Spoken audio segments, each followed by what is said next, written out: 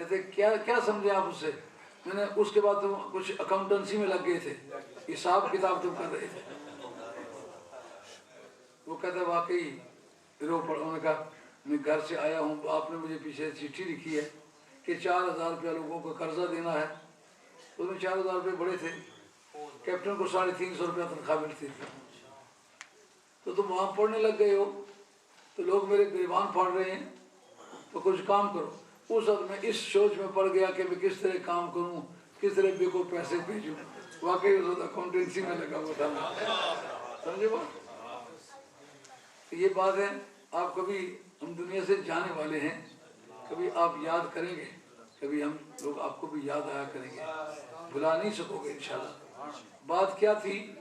دو کا دوسرا کون سرکار؟ پہلا کون تھا؟ حضرت ابو بکر صدیق۔ ان کو اس بارے میں اکاؤنٹنسی میں پہلا نمبر ان کو کس طرح مل گیا؟ کہ محبوب کی طرف آنے والے خطرے کا استقبال کیا۔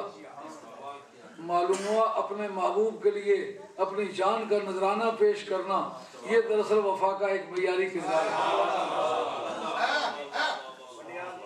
اعظم چشتی صاحب، انہوں نے ایک شعر کہا تھا، میری جان امانت تیری جد منگسیں پیش کرے سا۔ میں نے کہا یہ جو جملہ آپ نے بولا ہے بڑا علمی۔ امانت واجب الادا ہوتی ہے عند طلب کرنے کے وقت امانت کا واپس کرنا ضروری ہوتا ہے۔ نوٹ بھی بدلنے کی اجازت نہیں۔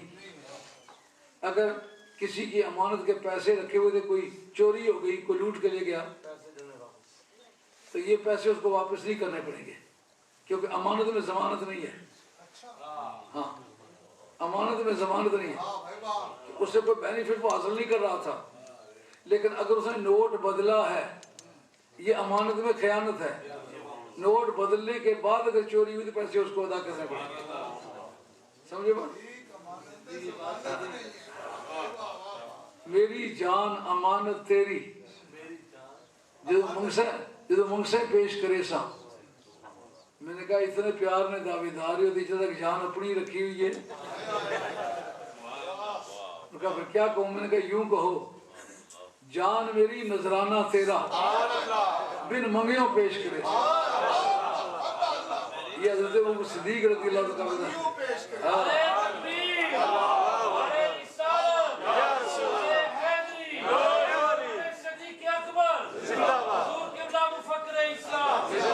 اس پر پورے تلے ہیں تو حضرت ابو بکر صدیق رضی اللہ عنہ، جان میری نذرانہ تیرا بن منگیوں پیش کرے۔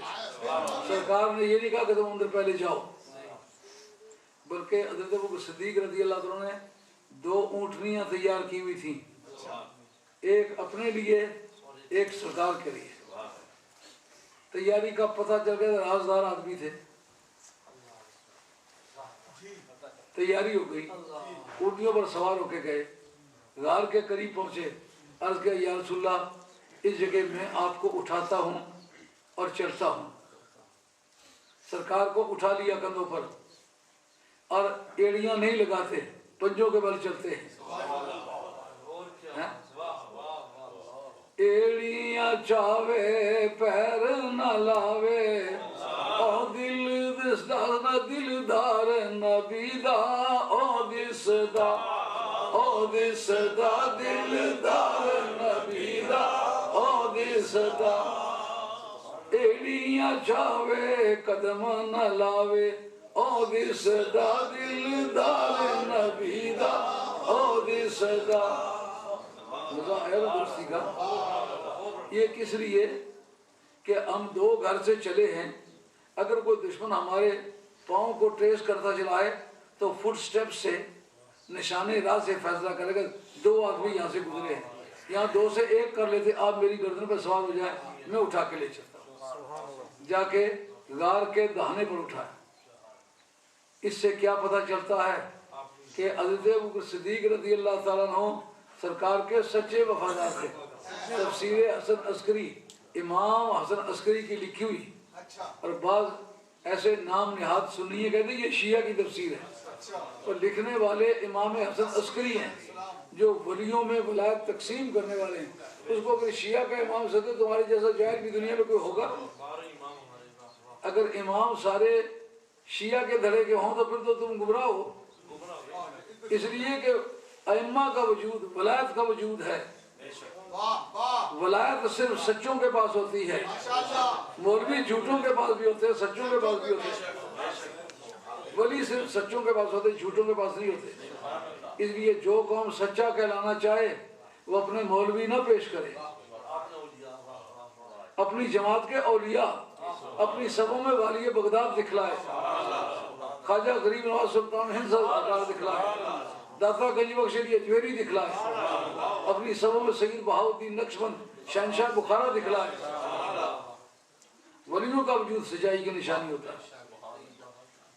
وہ کہتے ہیں یہ شیعہ کی تفسیر، اس کے اندر اوخیا الى النبی صلی اللہ علیہ وسلم ان یستسخب ابا بکر لانہ یوفی به فی السراء والضراء فی الصبر والحذر۔ اللہ کی طرف سے وحی ہوئی تھی سرکار کو کہ آپ ابو بکر صدیق کو اپنے ساتھ لے جائیں، اس لیے کہ ہر دکھ سکھ میں، سفر حضر میں یہ آپ کا وفادار ہوگا۔ یہ تفسیر حسن عسکری ہے، جس کو اگر کوئی ایماندار سنی ہو اس کو ماننا پڑتا ہے، یہ ہماری بھی ہے۔ شیعہ تو اس کو مانے ہی مانے کہ امام حسن عسکری کی تفسیر ہے۔ اس کے اندر لکھا ہے کہ وحی الہی کے مطابق جناب ابو بکر صدیق رضی اللہ عنہ کو ساتھ لے کے گئے۔ حملہ حیدری شیعہ کی ایک بڑی مشہور کتاب ہے، فارسی کی، شعروں میں ہے۔ اس کے اندر لکھا ہے کہ جناب ابو بکر صدیق رضی اللہ عنہ کافروں کے آ جانے کے وقت بڑی اونچی اونچی آواز سے باتیں کر رہے تھے تاکہ کافروں کو پتہ چلے کہ ہم ادھر چھپے ہوئے ہیں۔ شیعہ کی کتاب حملہ حیدری اس کا نام میرے پاس موجود ہے الحمدللہ۔ میں یہ کہنا چاہوں گا کہ جس کے بارے میں تفسیر حسن عسکری کے مطابق وحی الہی ہوئی کہ اس کو ساتھ لے جائیں، تو اللہ نے ایک غلط آدمی کو ریفر کر دیا۔ اللہ کی وحی ہو اور نبی کی طرف ہو اور بندہ مشکوک ہو، اسلام تو یہ نہیں ہے، کچھ اور ہی مذہب ہے۔ اب جناب اس سے پہلے ایک بحث آ جاتی ہے، کہتے ہیں کہ جناب نبی کریم علیہ السلام کو جناب ابو بکر صدیق رضی اللہ عنہ نے اٹھایا، لیکن جب کعبے کے بت گرانے لگے تو جناب علی مرتضیٰ جو ہیں وہ سرکار کو نہیں اٹھا سکے، کیونکہ بار نبوت اتنا تھا کہ جناب علی وہ نہیں اٹھا سکے، ابو بکر صدیق نے اٹھایا۔ میں یہ پوچھتا ہوں یافور گدھا جو تھا وہ سرکار کو اٹھاتا رہا کہ نہیں؟ اگر گدھا اٹھا لے تو علی نہ اٹھا سکیں۔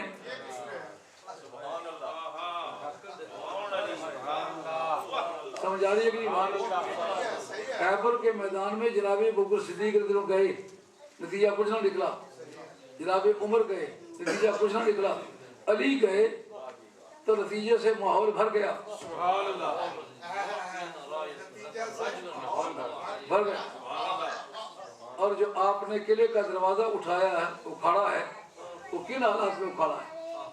پہلی جھڑپوں میں حضرت کے ہاتھ میں جو ڈھال تھی اس پر تلوار لگی، وہ ٹکڑے ہو کے گر گئی۔ اب میرے پاس ڈھال نہیں ہے، کروں کیا؟ کہ یہ قلعے کا دروازہ پھر کس لیے ہے؟ بائیں ہاتھ کو ڈال کے نا ایک ہی جھٹکے سے قلعے کا دروازہ نکال لیا۔ حضرت عبداللہ بن مسعود کہتے ہیں کہ دوسرے دن ہم 40 آدمی مل کے اس دروازے کو سرکانا چاہتے تھے، نہ سرکا سکے۔ اگلے دن کہاں یہ تترس بباب خیبرہ، تمام لڑائی کے دوران جناب حیدر کرار نے بائیں ہاتھ کے اوپر اسے رکھا ہوا تھا اور دشمن کا وار آتا اس پر سہ لیتے اور خود وار کر دے، دو ٹکڑے کر کے چھوڑ دیتے۔ تو 40 آدمی جس کام کو نہ کر سکے اس کو علی مرتضیٰ نے کیا۔ رہ جاتی ہے بات کہ حضرت نبی کریم علیہ السلام کو انہوں نے نہیں اٹھایا۔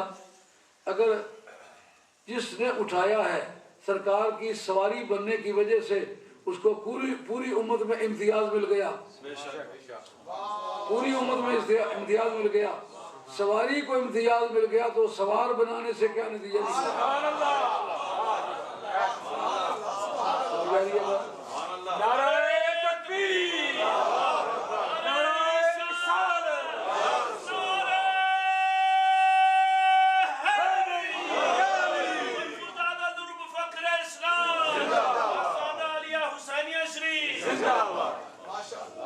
اب جناب ابو بکر صدیق صدیق رضی اللہ عنہ کے بارے میں جو سوال تھا جناب سیدہ عائشہ رضی اللہ عنہ، میں بوڑھا ضرور ہو آیا ہوں لیکن الحمدللہ نسیان ابھی تک نہیں ہے۔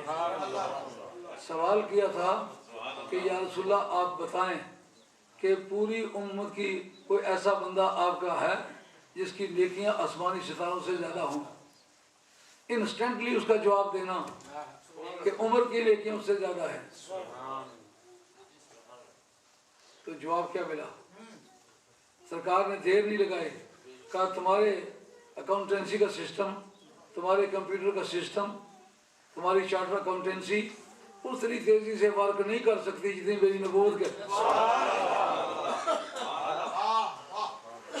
فرمایا آسمانی ستاروں سے تو حضرت عمر فاروق کی نیکیاں زیادہ ہیں۔ اس وقت جناب سیدہ کہتی ہیں مجھے توقع تھی کہ آپ میرے ابا جی کا نام لیں گے۔ آپ تیرے ابا جی کی جو ایک غار والی رات ہے نا، پوری امت کے اعمال تولے جائیں، ایک طرف رکھے جائیں، اور ابو بکر صدیق کی وہ ایک رات ایک جگہ رکھی جائے، اس رات میں نفلیں کتنی پڑی ہیں؟ کہ یار کے لیے اپنی جان قربان کی، اس لیے اس کی اتنی قیمت بنی کہ پوری امت کے اعمال سے وہ زیادہ تھا۔ لیکن یہ پوری امت کی بحث ہے، آل بیت امت میں شمار نہیں۔ پنج نعرہ پنج تنی سوا لکھ نعرہ امت اور آل بیت میں عموم خصوص مطلق ہے۔ عموم خصوص مطلق اس بات کو کہتے ہیں جب لفظ امت آپ استعمال کریں اس میں آل بیت بھی شمار ہو سکتے ہیں، لیکن جس وقت آپ آل بیت کہیں تو صرف آل بیت مراد ہو سکتے ہیں، امت مراد نہیں ہوتا۔ یہ بات آپ کو سمجھنے میں دقت ہوگی۔ اس کو کہتے ہیں عموم خصوص مطلق۔ سامنے دیوار پر میں ایک دائرہ بناتا ہوں انگلی سے، یہ جو بڑا دائرہ ہے یہ امت ہے۔ اس کے ایک کونے پر ایک چھوٹا دائرہ بناتا ہوں، اس کے اندر وہ آل بیت ہے۔ جس وقت آپ آل بیت کی گنتی کریں تو امت والے دائرے میں وہ آئے گی نا، لیکن جس وقت آل بیت کی گنتی کریں امت اس میں تو نہیں آئے گی نا۔ اس کا مطلب پتہ ہے کیا؟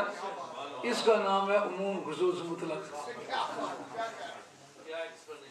بات سمجھنے والی یہ ہے کہ اس کیفیت کے بنانے کا مقصد کیا ہوتا ہے، یعنی وہ بڑے دائرے والی جتنی خوبیاں ہیں چھوٹے دائرے والوں میں موجود ہیں، جتنی خوبیاں بڑے دائرے والوں کے لوگوں میں ہیں وہ ساری کی ساری چھوٹے دائرے والوں میں موجود ہیں، مگر چھوٹے دائرے والوں کی جو خوبیاں اس پوری بڑے دائرے والے میں کسی میں نہیں ہے۔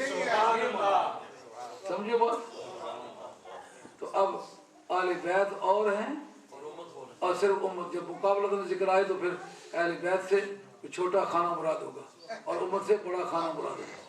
اس کی مثال ابو داؤد شریف کا حدیث ہے، عید والا دن ہے، 2 دمبے آپ کی بارگاہ میں پیش ہوئے، آپ یہ دمبا میری طرف سے ہے اور میری آل بیت کی طرف سے ہے، سمجھے بات؟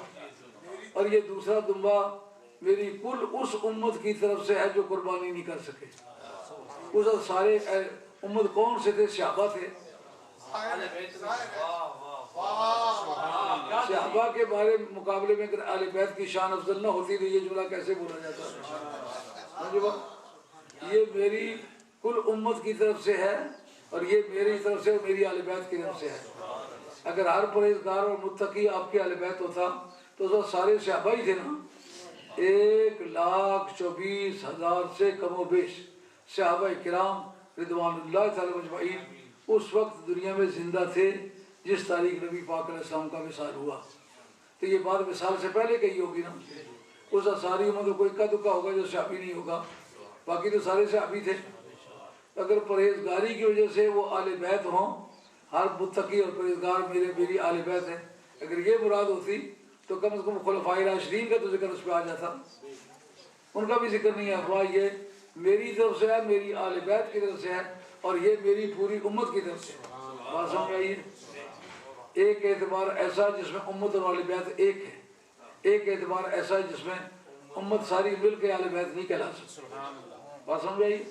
दौरे हाजिर के मौलवी साहब अक्सर बेशतर ये कहते हैं जनाब हर मुत्तकी परहेजगार, तब पता मुत्तकी बुनियाद को तो शुरू में जैसे एक तंबी है जी लाई भाई साहब वो कलंदर भी बूझो नहीं रखने तो अप्रू शुरू नहीं हुआ काफी दूर मुच्छा करना थोड़ी मुनी हुई होना बाल लम्बे की थे होना मीश व हरबू दराजे खिरका पोश आजी सौदागराने दी फरोश। उसको कहते हैं हर मुत्तकी हर परहेजगार मेरा उम्मती है। ये दौरे हाजिर में जो बहुत सारे मौलवी ने उर्दू में किताब तफसीरें लिखी है ना, उन्होंने मुत्तकी की यही तारीफ की है, मगर बदयांती की का कमाल करके दिखाया। हज़रत नबी करीम अलैहिस्सलाम ने हज़रत अबू बकर सिद्दीक़ रज़ियल्लाहु के ज़ात पाक को अमीर हज बना करके भेजा। जिस वक्त ज़ुल्खुलैफा में पहुंचे, पीछे जनाबे मौला मुर्ता को सूरह तौबा की चंद आयात दे करके भेजी कि जाकर अराफात के मैदान में तुमने ये ऐलान करना है। जो ही वहाँ पहुंचे तो हज़रत अबू बकर सिद्दीक़ रज़ियल्लाहु तो कहते ऐ अली कैसे आए हो? उनका मुझे भी जाना, अगर जाना था हमारे साथ क्यों नहीं आए? उनका सरकार ने मुझे अब भेजा है। ये बार बार मुझे रुकना पड़ा कि चूड़ा खाई था, इस वक्त सब फिक्र पीछे चूड़ा में कोई नहीं खाना।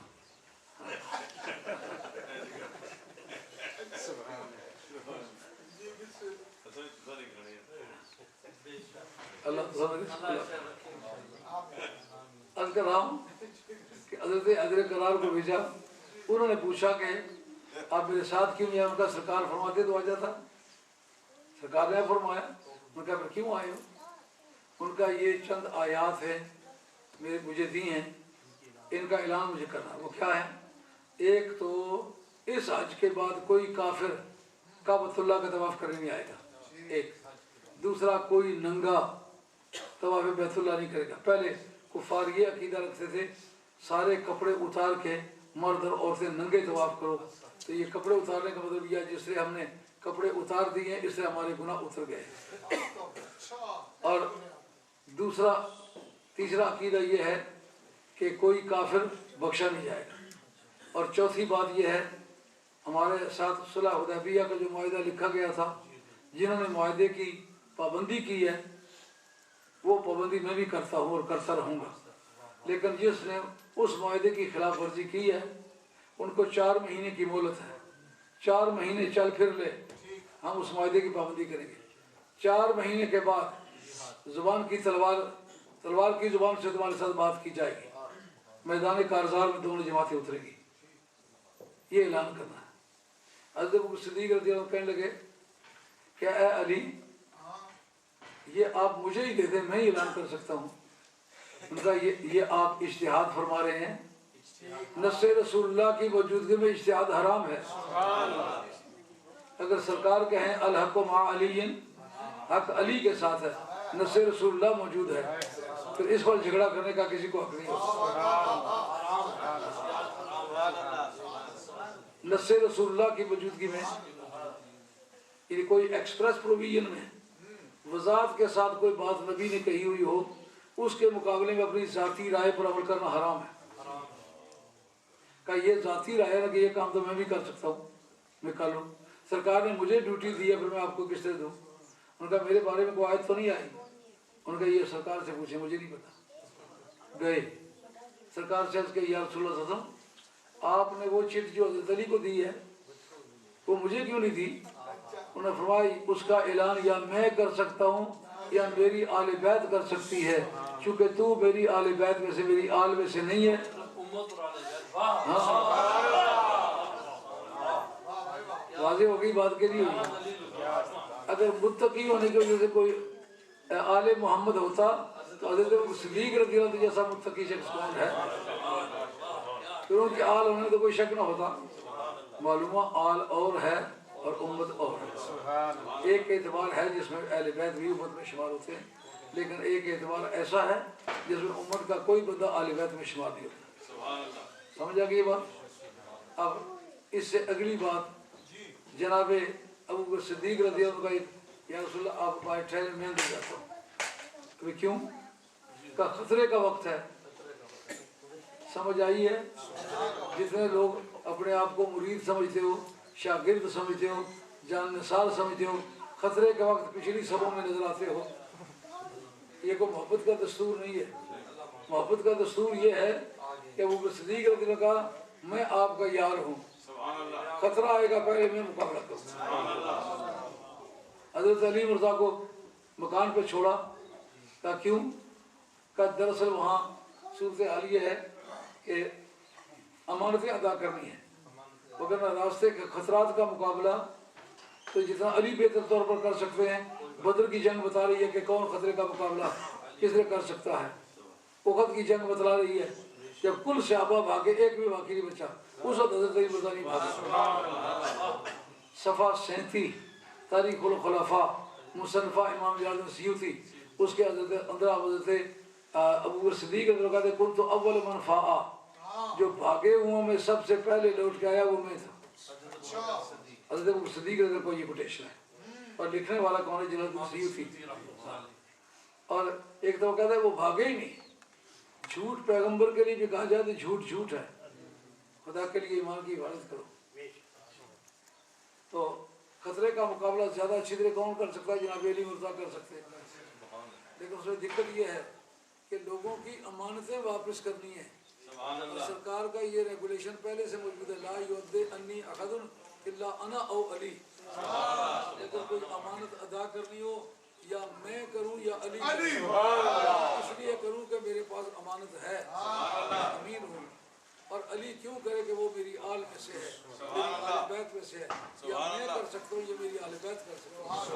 दूसरा ये कि अंदर चल के सोना होगा, मेरी अहल बैत के अंदर जाके सोना ये सिद्दीक़ का दिल का हक़ नहीं बनता। नहीं बनता। नारे तकबीर, नारे रिसालत, नारे हैदरी, सदाक़त सिद्दीक़, नारे गौसिया, हुज़ूर मुफ़क्किर इस्लाम।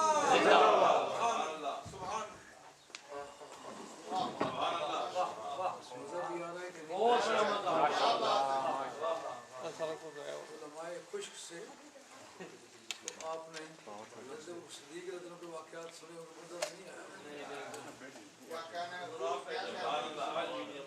दर्द और ज़ौक़ का इमाम और इसको मोहब्बत का मीरे कारो सिद्दीक़ रज़ियल्लाहु। अब उन्होंने कहा या रसूल अल्लाह बाहर ठहरे, आप अंदर गए। अंदर जाके जितने सुराख से अपनी पगड़ी फाड़ फाड़ के तो सुराख बंद किया। अरबों में पगड़ी की कुर्बानी बड़ी मनहूस समझी जाती है। अच्छा, तो कहा जिस मजहब का मैं हुआ तो सर देना भी दोस्त है, पगड़ी के क्या जिस मजहब का मैं हूँ क्या इसको मोहब्बत की दुनिया वो अलग है कि पहले जान की कुर्बानी से मोहब्बत की दुनिया शुरू होती है। जो इश्क गली में रहते बोरे बोरे मन पिया पहवारे मुक्ति का ढोंग रचाए, मुक्ति का ढोंग रचाए। हज़रत अबू बकर सिद्दीक़ रज़ी अल्लाह ताला कितनी मरतबा इश्क मोहब्बत के तराजू पर तुर चुके हैं, पर दिल दे के बेपरवाह तोड़ने बानी पड़ी जिंद मंगले वन जे हिकवारी लखवारी जिंद मंगले वन जे हिकवारी लखवारी देनी पड़ी। एक सुराख बाकी रह गया, पगड़ी खत्म हो गई। हजूर से अर्ज़ की या रसूल अल्लाह आप अंदर आ जाएं, अब अपना जानू बिछाए, इस पर सर रख रहे हैं तो सो जाए। तो जगराते में तो दोनों शरीक थे, यूँ कह सकते थे या रसूल अल्लाह आप भी आराम करें, मैं भी थोड़ी देर आराम करता हूँ, मगर उन्होंने कहा इश्क और मोहब्बत की दुनिया में आशिकारा शश नशानी سر بسر آہ زردو آہ سردو رنگ زردو چشم تر گر تورا گرسند کے دیگر سے کدام کم خورو کم گفتنو خفتن حرام عاشقوں کی دنیا کا نمائندہ ہوں یا رسول اللہ آپ سو جائیں میں جاگتا ہوں کیسا پہرے دار ہے سرکار کا انسان ہو کر جگراتا ان کا بھی ویسا ہی ہے 3 دن غار میں رہے آپ کی صاحبزادی حضرت اسماء بنت ابی بکر کھانا لاتے رہے لیکن ایک دانشور باپ کی بیٹی ہے حضرت زبیر بن عوام کی اہلیہ ہے کھانا لاتی اور کھانے کے برتن جو ہے کپڑے سے باندھ کے لاتی ہے ایک دن جلدی ہے تو دیکھا کہ کپڑا باندھنے کے لیے مل نہیں گا آپ نے ایک نطاقہ اس کو کہتے ہیں عورتیں پیٹ کو چھوٹا رکھنے کے لیے عربوں میں بھی جسے یہاں وہ بیلٹ سے باندھتی ہیں نا عورتیں تو یہ ایک سیگا راز کی بات ہے خامد کو پتا ہوتا ہے یہ ڈاکٹر کو باقی کسی کو پتا نہیں ہوتا انہوں نے دیکھا کپڑا کوئی مناسب نہیں ہے وہ نطاقہ اپنے لے کے پھاڑ کے 2 ٹکڑے کر کے نا اس سے برتن باندھے اور وہ حجابات کی آخری دنیا ہے اس کی وہ چیز ہے سرکار کی بارگاہ میں گئے تو سرکار نے دیکھ کے پہچان لیا کہا یہ تو ایسا لگتا ہے جیسا کہ وہ کمر کو باندھنے کا پٹکا نطاقہ ہوتا ہے وہ شرمندہ سی ہوگی کہ یہ سب وہی ہے وہ تو کسی کے سامنے ظاہر نہیں کیا کرتی کہا میں نے دیکھا کہ سب آپ کی بھوک کا وقت ہے کھانا تیار ہے کپڑا نہیں مل رہا تھا اس کے میں نے 2 ٹکڑے کیے آدھا میرے کمر کے ساتھ باندھ لیا آدھا ان وسطروں کے اوپر سرکار نے ذُو نطاقتین ان کا نام رکھ دیا 2 پٹکوں والی آج تک ان کا نام ذُو نطاقتین ہے اب جناب کرتی کیا ہے آگے آگے میں چلوں گی اور پیچھے آپ کا ایک نوکر ہے بھیڑ بکریاں لے کر کے وہ چلتا ہے تاکہ میرے پاؤں کے نشانات جو ہیں وہ کسی نتیجے پر کسی کو نہ لے جائے اور جا کے کھانا پیش کرتی اب ہوا کیا کہ بکری نے جالا تان دیا کبوتری نے انڈے دے دیے یہ بڑی مشہور بات ہے اس کی 2 صورتیں ہو سکتی ہیں ایک صورت یہ ہو سکتی ہے کہ سرکار اندر گئے ہیں اور بعد میں مکڑی نے جالا تان دیا لیکن مکڑی کا جالا جو پورے غار کے دانے پر فٹ آ جائے یہ کئی سالوں کا کام ہے مکڑی کے لیے 1 دن کا کام نہیں ہے ہاں لیکن مکڑی نے ایمرجنسی کر کے 1 رات کی رات کے اندر جالا تان دیا اب رب نے بتانا چاہا کہ تم میرے یار کو آزار پہنچانا چاہتے ہو تمہاری حیثیت تو مکڑی کے جالے سے بھی کم ہے میں چاہوں تو مکڑی کے جالے کے ذریعے سے اس کو تحفظ مہیا کروں تم کون ہوتے میرے یار کا بال بھیگا کر اور دوسرا یہ کہ کبوتری نے آکے انڈے دے دیے تو سب کی سمجھنا آنا اسی ایمرجنسی کے طور پر کبوتری انڈے لے دے سکتے تو سب کی شاید یہ تجربہ نہ اسی اصلا سیدہ جو بڑے بڑے نکمے بندے ہونے سے شکار کرنے سے بازانا باشیانا کونکانا تترانا چھنکلیانا پٹیٹرانا سرخابانا اور کوئی بیری بھیگی باز شاباز شاہین اور چر اور شکرہ ترمتی ان سارے پرندے شکاری ہیں تو یہ علامہ ضمیری اس علم کے امام گزرے علم عقیدہ کا بھی وہ امام ہے ہاں یہ علامہ ضمیری نے کتاب الحیوان کے اندر یہ یزید کے بیٹے کا خطبہ لکھا ہے ہاں ضمیری علامہ ضمیری ہاں ہم نے بچپن میں دیکھا ہے کہ کبوتری ایمرجنسی کے طور پر انڈے نہیں دے سکتی انٹا آیا ہوا روک ہی نہیں سکتی نہ آیا ہوا تو دہی دے سکتے ایسا بچی بچہ پیدا ہونے والا ہے تو مائی بہن اپنے طور پر اگر جو بچہ پیدا کری نہیں کر رہی جب آیا ہوا پیدا ہونے کا وقت ہے تو اسے روک ہی نہیں سکتی تو کبوتری نے انڈے جو آ کے دیے اس کی 2 صورتیں ہوں گی या पहले दिए हुए होंगे इजाबाद या बाद में दिए होंगे। अब पहले दिए हुए होने की सूरत में क्या नतीजा निकलता है, सरकार गुजरे तो वो पाँव वाली जगह थी, वनडे टूटे क्यों नहीं।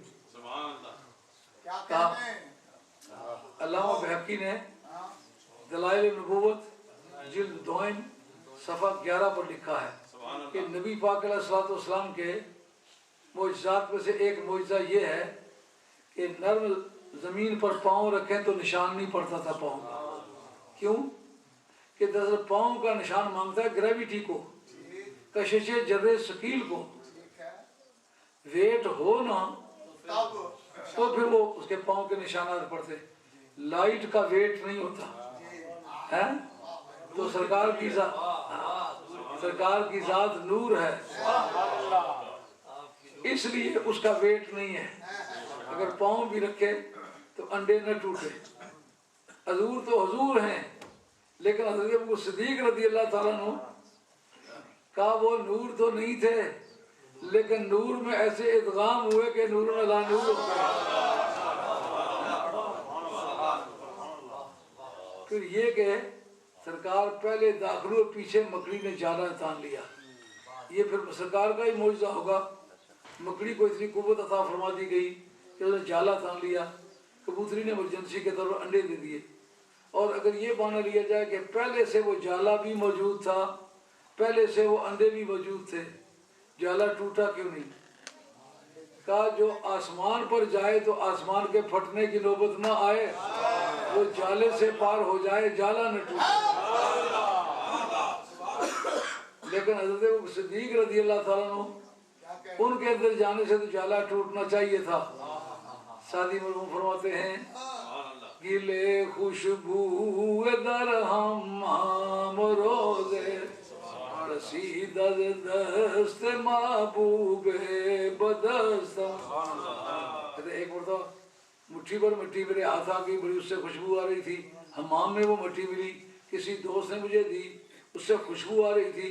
मैंने पूछा बदू गुफ्तम के मुश्की या अबीरी के अलबुए दिलावे जे तुमस्तम। ए मट्टी तू कस्तूरी है या अंबरे सारा है, क्या चीज है कि तुझसे बड़ी खुशबू आ रही है। जवाब में वो मिट्टी कहती है बगुफ्ता मन गिले ना चीज भूदम बोले कल मोदते बागुल नशस्तम। मैं तो बकीमत मट्टी थी, लेकिन खुशबूदार फूल के पास बैठी, मेरे अंदर खुशबू आ गई। मर्द मिले तो दर्द न छोड़े, अगन दे गुण करदा, कामिल लोग मोहम्मद बख्शा, लाल बनौना पत्थरदा। कर तू संगे खाराओ मर मर बवी,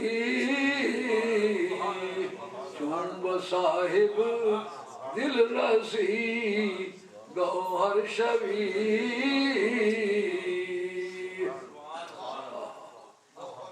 तीन रातें रहने के बाद वहां से रवाना हुए। वो यारे वफादार जो जिंदगी भर साथ रहा है, गार में भी साथ है। मिजार का भी वक्त मैं आपको बाद में बताने वाला। ये थके ना हो तो शायद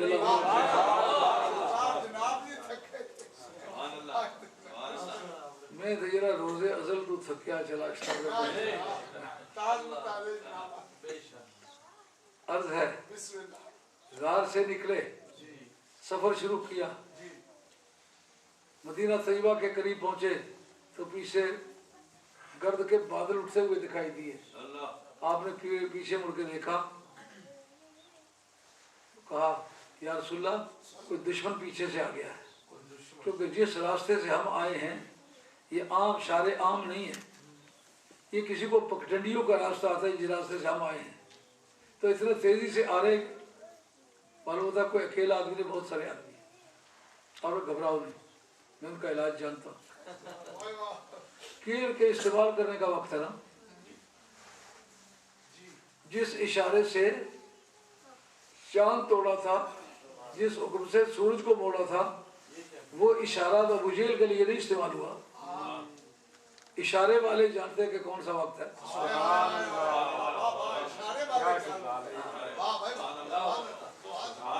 जिस खुदा ने फिरौन को मूसा अलैहिस्सलाम के ताक़ुब के वक्त डुबो दिया था, वो खुदा पहले भी उसको डुबो सकता था, लेकिन रब को पता कौन सा मुनासिब वक्त है।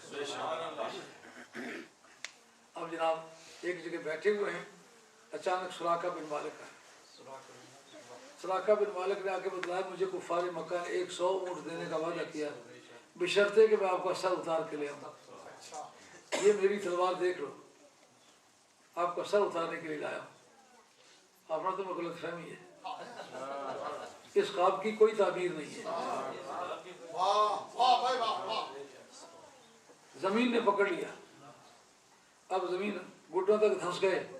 ये घेर आपने उन कुफार के लिए क्यों इस्तेमाल नहीं किया जो आपके ताक़ुब के लिए गार पर आए थे? सारे मुल्क खुसरवादान बादशाहों को पता होता है कि किस वक्त कौन सी इमरजेंसी किस तरह मीट करनी है। अब जो जमीन ने उसको पकड़ लिया, छाती छाती तक घोड़ा भी जमीन में धंस गया, शाहसवार भी। अर्ज करते हैं या रसूलल्लाह इस वक्त मुझे आप छुड़ाएं, दोबारा हमला नहीं करूँगा। और आप बदनीयती से कहते हैं मगर मैं छुड़ा ही देता हूँ। छुड़ा दिया, दोबारा हमला आवर हुए, फिर जमीन को होकर धंस गई जमीन में। अब तीसरी मरतबा फिर हमला आवर हुए, अब फिर कहते हैं एक मरतबा हमला नहीं करूँगा। अब कहते हैं अब भी बदनीयती से हो, मगर तुम्हारी गलतफहमी को मैं दूर किए देता हूँ। एक वक्त आने वाला है कि तू मुसलमान हो जाएगा और ईरान की जंग में तू शरीक होगा और शहनशाह ईरान के बाजुओं के कंगन उतरेंगे, माले गनीमत में तकसीम होंगे और वो सोने के कंगन तेरे बाजुओं को पहनाएंगे।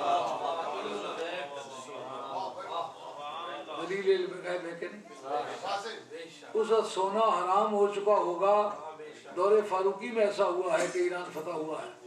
दोस्तों ने पूछा सुराका बिन मालिक तुम इतने दिलेर आदमी तो नहीं थे, ये धड़ाधड़ तलवारें मारते हो और दुश्मनों के जमघटों में बढ़ते ही चले जाते हो, क्या किस्सा है? उन्होंने कहा मैं वाकई एक बुज़दिल आदमी था, मैं दिलेर आदमी नहीं था, लेकिन सरकार की जुबान से ये बात निकली हुई है कि शहनशाह ईरान के बाजुओं के कंगन उतरेंगे, मेरे बाजुओं में पहनाए जाएंगे। जब तक ईरान फतह नहीं होता, शहनशाह ईरान के बाजुओं के कंगन नहीं उतरते और मेरे बाजुओं में नहीं पहनाए जाते, उस वक्त मैंने मरना नहीं है। नबी को पता है कि नहीं कौन कब कहाँ मरेगा। अब जब ईरान फतह हुआ, अल-बदाया वन निहाया ने लिखा कि हज़रत फारूक आज़म रज़ियल्लाहु अन्हु ने कहा कि सुराका बिन मालिक को बुलाओ। तो माले गनीमत तो मुजाहिदीन में तकसीम किया जाता है हिस्सा बराबर। ये सोने के कंगन उनको निरे उनको देने का तो कोई जवाब नहीं है। सोना है भी हराम है। वाह अबू हज़रत उमर फारूक तेरे अकीदे पर कुर्बान कि तू सरकार को मुख्तारे कुल जानता है, हराम हलाल का ताल्लुक मेरे साथ क्या है? तो पटवारी आखने का मुल्ला नहीं है बैठ ये तू भी कह लगे हेड़ा ना।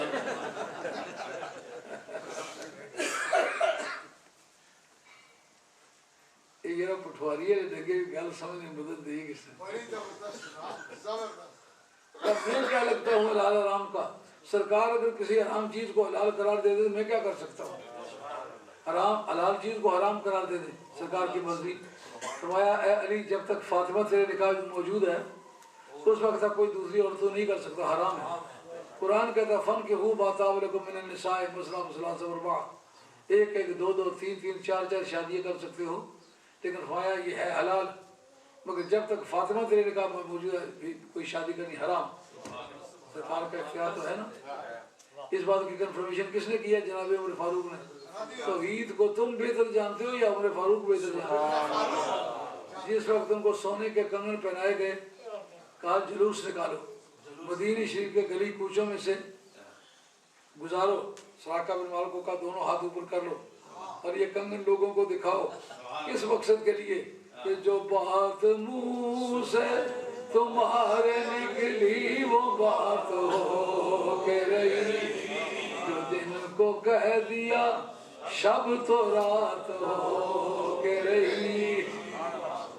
आज के दिनों में कोई खोई रटे में बैठ के कहे कि जिस वक्त وائٹ ہاؤس امریکہ کا تم فتح کرو گے واشنگٹن میں جا کے تو اس وقت آزاد کشمیر کے جھنڈے وہاں لہرائیں گے.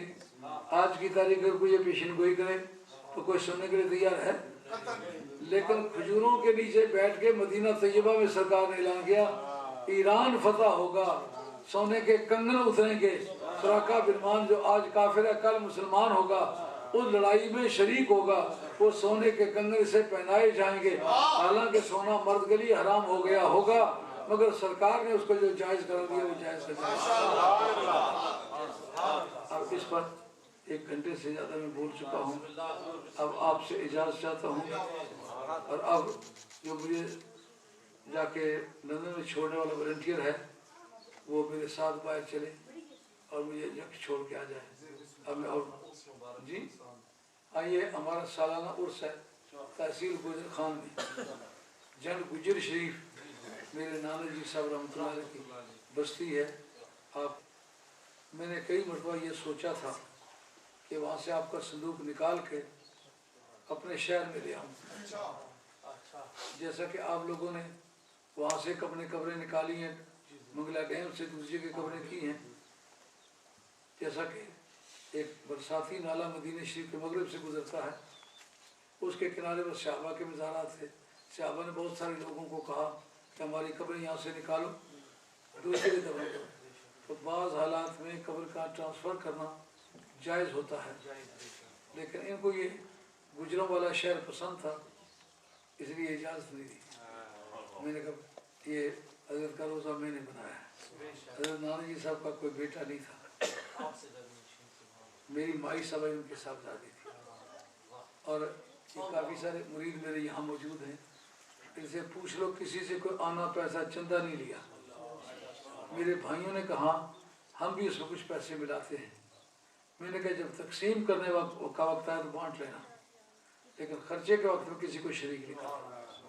الحمدللہ ان کی برکت سے اللہ نے مجھے باغ و بہار کیا, اور جتنا میرے دشمن رب نے ان کو ذلیل کیا ہے پر تولتے رہے کہ شاید وہ یوں کر دیں گے یہاں کر دیں گے, لیکن پیچھے سے کوئی پھٹا ہی ان کا کھینچ لیا گیا. آج اتنی کتے سے نفرت نہیں کرتے جتنے ان میرے دشمنوں سے مسلمان نفرت کر رہے ہیں. ایسی ایسی باتیں ان سے ہوئی ہیں, ایسی ایسی کتابیں انہوں نے لکھی ہیں, اب وہ لکھے ہوئے پر بھی پچھتاتے ہیں. پہلا جو لکھا ہوا وہ ان کے گلے پڑ رہا ہے, آج کا لکھا ہوا ان مسلمانوں میں قبول نہیں ہو رہا. اور میری دشمنی سے آج بھی وہ باز نہیں آئے, لیکن اللہ کو جی کو منظور ہوگا انشاءاللہ. میں ان کا پیچھا تھا اب آخر کروں گا, کوئی گھبراہٹ کی بات. اب میں آپ سے اجازت چاہتا ہوں. یہ 22 جون بروز ہفتہ یہ عرس شروع ہوگا, تو 23 جون صبح کے بعد دوستوں کے لیے دعائیں خیر کی جائے گی, رخصت کی اجازت دی جائے گی. اور انشاءاللہ العزیز پہلے کے مقابلے میں لائٹوں کا بندوبست بہتر کرنے والے ہیں.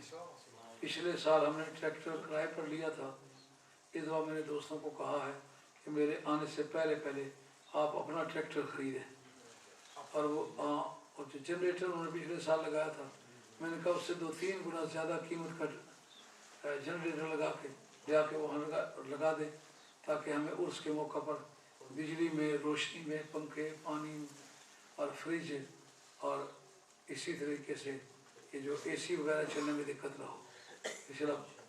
صرف اندر ہی اندر جو 83 پنکھے لگے ہوئے ہیں پورے پنجاب میں, اتنا بڑا دربار کسی درویش کا ہے کہ دربار کے اندر اتنی جگہ ہو کہ 83 پنکھے لگے ہوئے ہوں.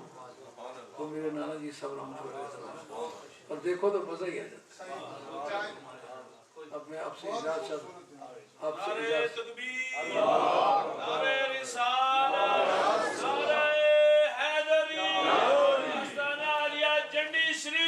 نہ بکنے والے نہ جھکنے والے پیر سید القادر جیلانی, پیر امام علی شاہ جی سرکار. اس کا چین مجھے دے دو, نعت خانوں کی خدمت کروں.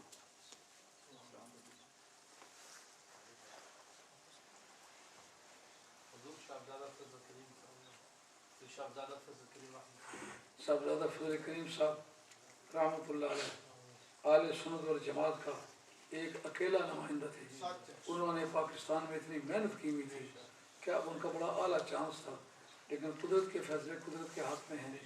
دعا کرتے ہیں کہ اللہ کریم उनको जन्नत फिरदौस में आला मकाम अता फरमाए, उनके पसमानदगान में खैर बरकत फरमाए, जो उनके साहबजादे उनके जानशीन बने हैं अल्लाह ताला उनको इज्जत बरकत और तरक्की अता फरमाए, अल्लाह मुश्किल आसान फरमाए, और अल्लाह ताला आगे जमात की जो जमाती हैसियत है उसको बरकरार रखे।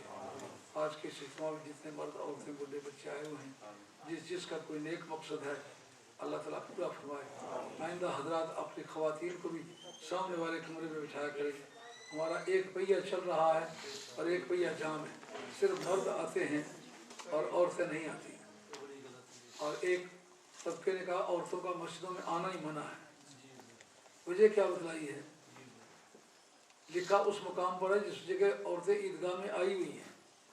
सरकार ने मर्दों से फारिग और औरतों को अलग खिताब किया और आपने फरमाया मैंने देखा है जहन्नम को ज़्यादा तादाद थी औरतों की। पूछा जहन्नम में ज़्यादा औरतें क्यों हैं? फरमाया कि एक तो ये कि तुक्सिर न लाना, गाली गलोच कसरत से देती हो, ये भी जहन्नम में जाने का जरिया है। जो मर्दों ने एक तौर तरीका पकड़ा हुआ है बेगम को बच्चों को गालियाँ बेतहाशा देना, ये मुसलमानों का तरीका कार नहीं है, ये काफरों का तरीका कार है। सरकार वाल जहन्नम में जितनी औरतें देखी हैं उसकी एक वजह ये दरियाफ्त हुई है कि गालियाँ बहुत देती हैं, उधर तक फुरन अशीरता खामदों की नाशुक्री करती हैं। हजूर जाने जाने का बेड़े ठुडा लगाना और जिस दड़े में इस पैड़े करा चाहिए कदा ठंडा सा ही नहीं किता। ये हदीस के अल्फाज का तर्जुमा है, हदीस के अल्फाज का ठीक तर्जुमा है। जिस दड़े में इस पैड़े करा चाहिए कदा ठंडा सा ही नहीं किता। तो हमें सवा सिर सोना मुराजा उसने लवाया है, दो ढाई से नेकलेस गले च पिया हुआ है और जिस दड़े में इस पैड़े करा चाहिए कदा ठंडा सा ही नहीं किता। उस जगह लोगों ने लिखा है कि औरतों को मस्जिदों में नहीं आना चाहिए, लेकिन वजह क्या बतलाते हैं? कहा उनके पर्दे का सही बंदोबस्त नहीं। उनके पर्दे का बंदोबस्त करो, उनको आने को क्यों मना कर दो? सरकार के दौर में आती रही है, सरकार ने उनको नसीहत की, उसका फ़ायदा ये पहुंचा जितने मर्द दीनी काम करने वाले हैं उनको औरतों की तरफ से हौसला अफजाई होती है। जिस घर की कोई बेगम आपके साथ दिमागी तौर पर फेवर नहीं करती उसका मर्द आपके काम नहीं आ सकेगा। इसलिए हमारी बेटियों को हमारा पैगाम पहुंचना चाहिए। जितने भी हमारे मोहब्बत वाले लोग हो अपनी अपनी बेटियों को अपने अपने ख़ानदानों को पर्दे के साथ ला के दूसरे कमरे में बिठा दें और अंदर शार्ट सर्कट टीवी लगा दें। आप उसके बाद देखेंगे कि कितनी प्रोग्रेस हुई है। हमारे यहाँ भी ऐसा था और हमने ये बंदोबस्त किया तो उससे हमारे हालात बदल गए। उम्मीद करता हूँ कि आप लोग कदमे दिल में सुखने कलम में हाजी साहब की मदद किया करेंगे ताकि ये 11वीं शीफ जो है ज़्यादा गर्मा गर्मी से चले।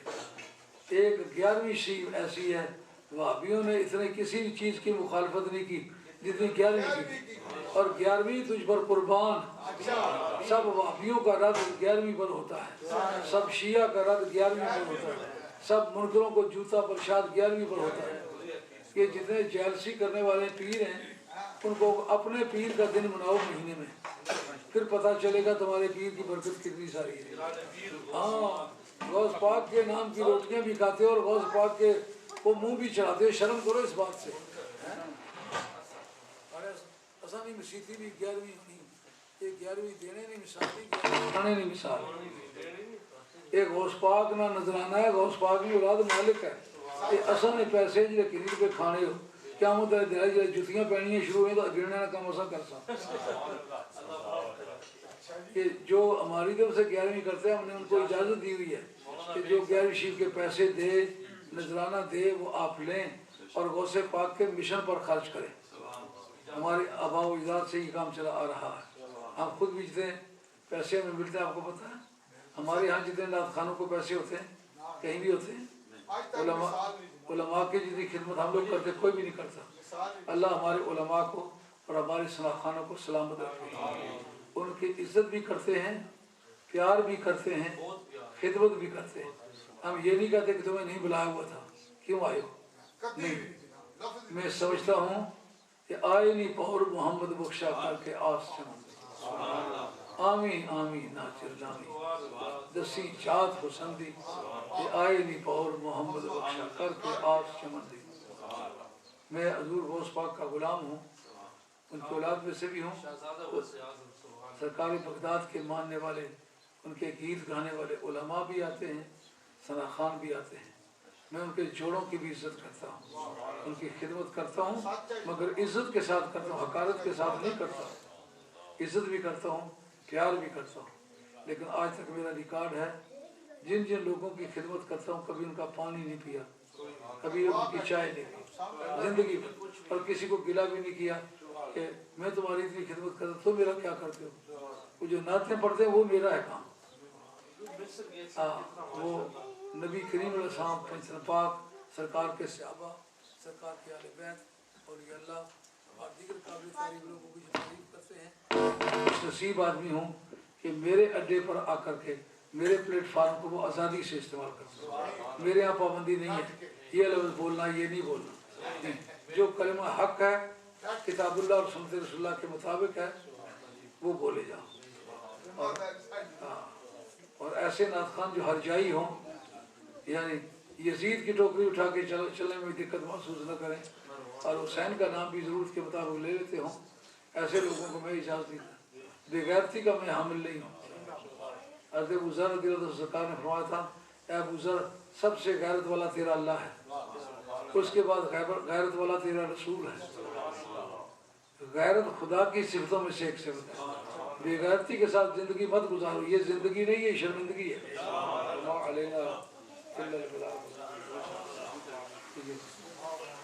اب میں دعا کے بعد